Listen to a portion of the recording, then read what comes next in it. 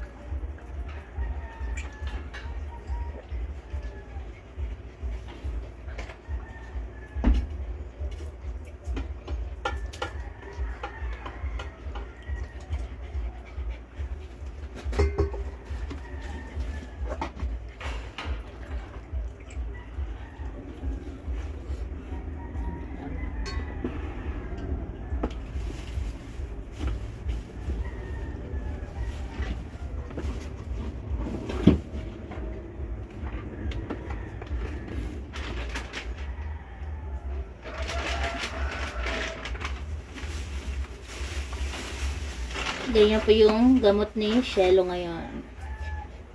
Ayan. The same ang gamot ni Shelo.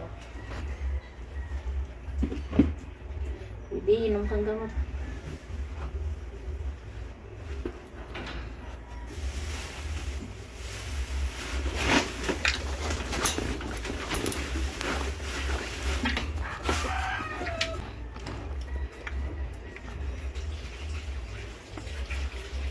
Lunok na.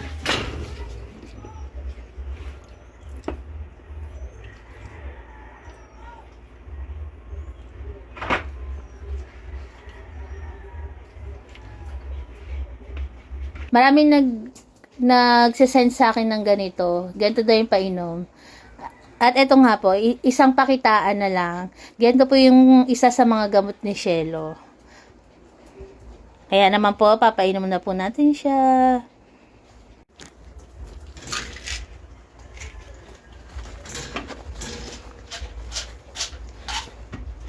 Ayan po, kaya may mga damit ni Papa Fernan sa higaan niya po kasi pampatulog po ni Shelo yan. Sa makakapansin lang po baka sabihin kawawa naman ganyan lang yung sapin. Pampatulog po talaga ni Shelo yan kahit nung maliit pa po siya. Dahil ayaw niya pa pong kumain, kahapon tumikim-tikim siya ng manok pero ngayong araw po ayaw niya kusang kumain na naman. Di na naman po siya kumakain ng kusa. Kaya naman ngayon force feed po yung ginawa natin. Kinakain ko na po siya kanina ng kanyang renal, wet renal food.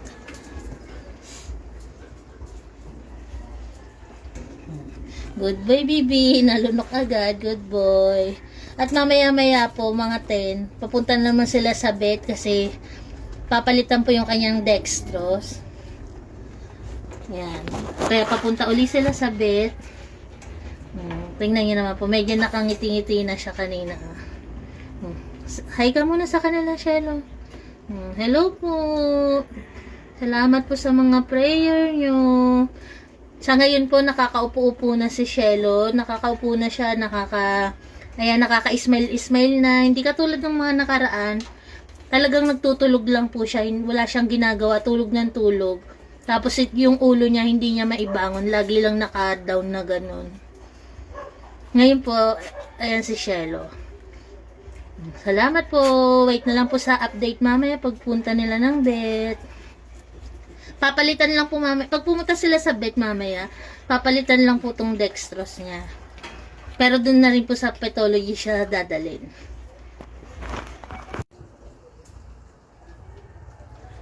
Ito po, isa pa sa mga iniinom ni Shelo. Malaki po to Buti na lang kalahati, pero malaki pa rin siya.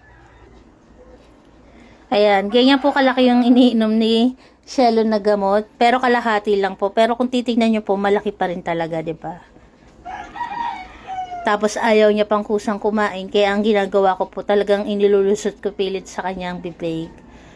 Medyo maganda-ganda na po yung aura ni Shelo ngayon. Ang problema nga lang po, hindi pa siya nagpupupo. Ilang araw na. Pang 3 days yata po ngayong araw na to.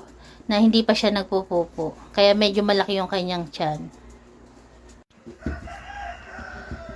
Sa nangangamusta naman po kay Mayor, ayan po si Mayor. Bali hindi pa rin po siya okay. Kahapon po galing sila sa vet, nag-subq po si Mayor doon. Kaso, hindi pa rin kumanda yung pakiramdam po ni Mayor. Ayaw niya pa rin kumain. Pinor-speed ko po siya ng recovery food. Pero ang nangyari po, sinusuka lang din ni Mayor. Kung ano po yung ipakain ko sa kanya, sinusuka niya po. Kaya yung dapat na iinom siya ng gamot, hindi ko muna ginawa kasi nga po, baka isuka niya lang din eh. Sayang naman po. Kaya ang mangyayari, pag dinala ni Papa Fernan si Shelo mamaya sa pathology, isasama na lang po si Mayor. Pagaling Mayor ha. Ayan, pag dinala po si Shelo mamaya sa pathology, isasama na lang po ni Fernan si Mayor para kung sakali po, kung ano yung sinabi ng vet dito kahapon, tingnan po natin kung same sila ng sasabihin sa pathology. Kasi dati po nung nakaraang taon na nagka-distemper sila, si Mayor din po kasi hindi nahiyang nung una sa ibang vet. Sa pathology naman po siya nahiyang. Kaya po ngayon, doon na rin po siya dadali ni Fernan. Palakas Mayor ha. Wala pa pong kain si Mayor. Pero ano naman po siya, naka-subq. Kaya kahit hindi siya kumain, yun nga lang po, kailangan kasi din pakainin dapat eh. Kasi nga po iinom ng gamot. Kaya hindi siya nakakainom ng gamot. Na Mayor, natayo naman po siya. Ayan o, gumagalaw pa yung kanyang buntot. Tumatayo naman po siya. Ang problema kasi, bawat isubo kong pagkain sa kanya, nilalabas niya rin po. Oy Mayor, wag nang magganyan.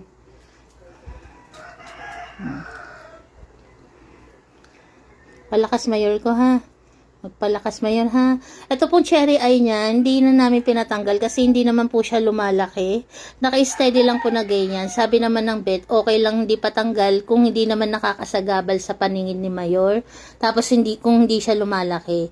Ganyan lang po siya. Maliit lang naman po yung cherry eye ni Mayor. Kaya hindi na namin pinapa-opera. At ito na nga, ipapainom na natin yung kalahati ng gamot ni Bibi Shelo. Mamaya yung kalahati naman.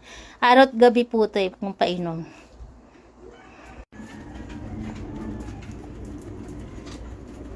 Bibi, inumin mo na ito. Ito po. May dumi ka pa sa ilong. May dumi ka sa ilong. Dito na, inom na dito.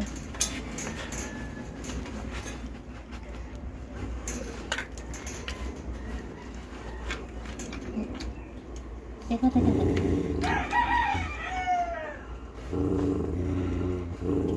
Very good. Ayan, nainom na po ni Shelo. Pahirapan lang po magpainom pagka minsan, lalo na pag bigla niyang sinasara yung pipig niya kasi nga po matatalas ang ngipin niya.